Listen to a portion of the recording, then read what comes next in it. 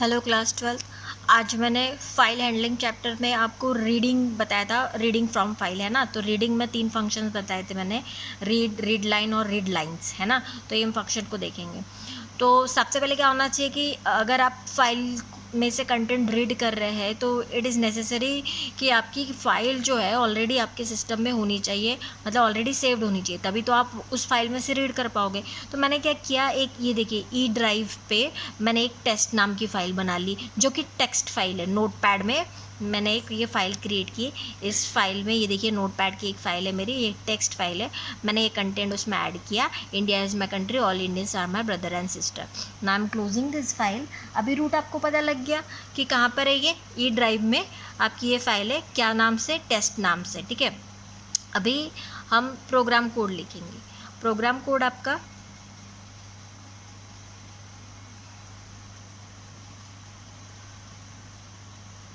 ये देखिए, एक फ़ाइल बनाई है जिसमें देखिए फाइल का एक ऑब्जेक्ट बनाया है, फाइल ऑब्जेक्ट, ओके।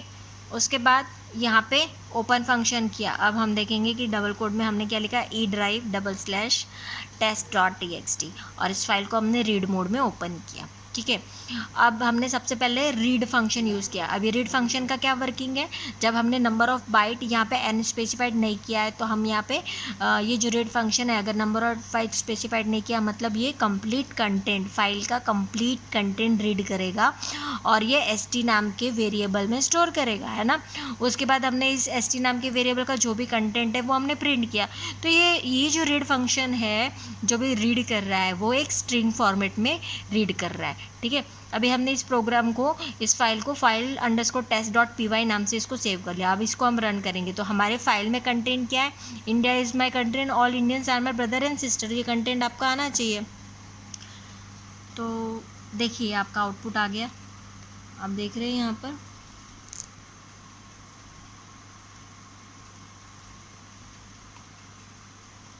ये देखिए आपको दिख रहा होगा, यहाँ नीचे आपको आ गया है, India is my country, all Indians are my brother and sister. तो इस तरीके से आपको आउटपुट देता है, रीडिंग किया है ना। ये देखिए अभी क्लियर दिख रहा होगा आपको, पूरा का पूरा कंटेंट दिया उसने। अगर हम यहाँ पे कुछ नंबर ऑफ़ बाइट स्पेसिफाइड करें, अब मैंने आपको बोर्ड पे भी समझाया था कि अगर हमने 5 दिया या 10 दिया तो ये उतने ही बाइट रीड करेगा फाइल में से और उतने ही प्रिंट करेगा, है ना। ये देखिए कहाँ तक प्रिंट किया इसने, इंडिया इज़ एम बराबर।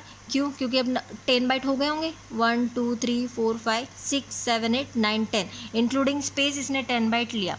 और इसके बाद अगर हम और आगे के 10 बाइट और लेना चाहे, इसी कोड को मैं दोहरा रही हूँ, कॉपी कर रही हूँ,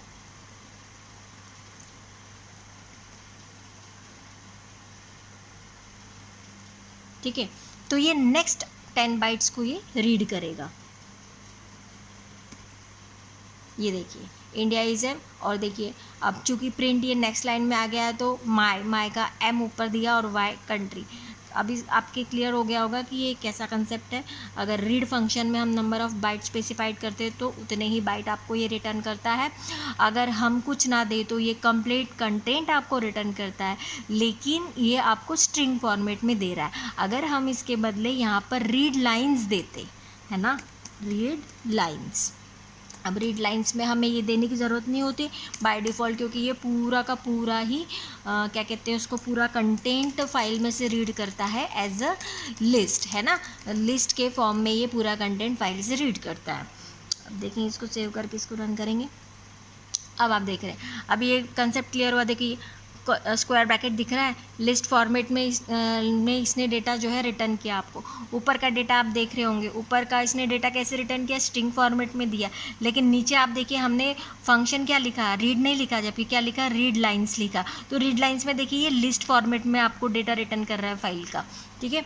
अगर फिर अब यहाँ पे हमने एक और फंक्शन भी देखा था, read line only, not S, है ना, रीड लाइन। तो रीड लाइन में आप देखेंगे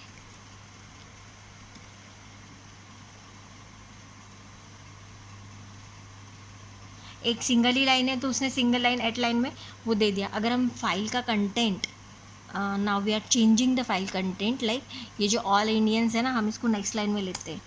अब इसको सेव करते हैं। अब हम देखेंगे कि क्या डिफरेंस आता है आउटपुट में। इसको प्रोग्राम को सेव करके रन कीजिए। आप देख रहे हैं उसने क्या किया, सिंगल लाइन ही लिया। पहली बार में क्या था, वो सब पूरा जो सेंटेंस था हमारा पूरा एक लाइन के अंदर था, एक लाइन का उसने पूरा लाइन रीड कर लिया। अब हमने क्या किया कि उसको जो all Indians are my brother and sister था उसको नेक्स्ट लाइन में किया।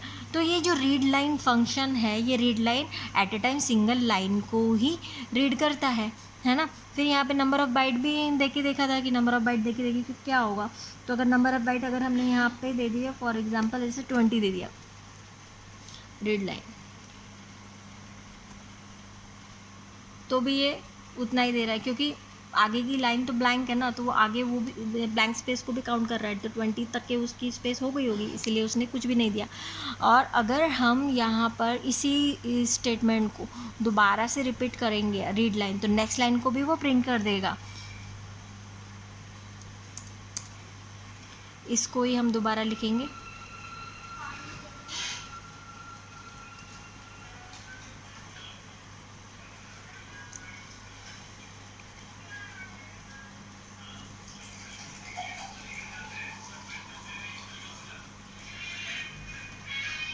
ये देखिए उसने आउटपुट में देखिए दोनों लाइन को रीड किया है ना।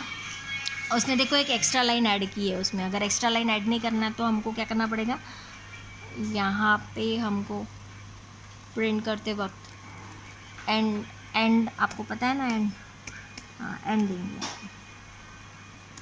ब्लैंक स्पेस आ गया। वो जो एक्स्ट्रा लाइन आ रही थी अब वो हट गई, एंड दिया तो ठीक है।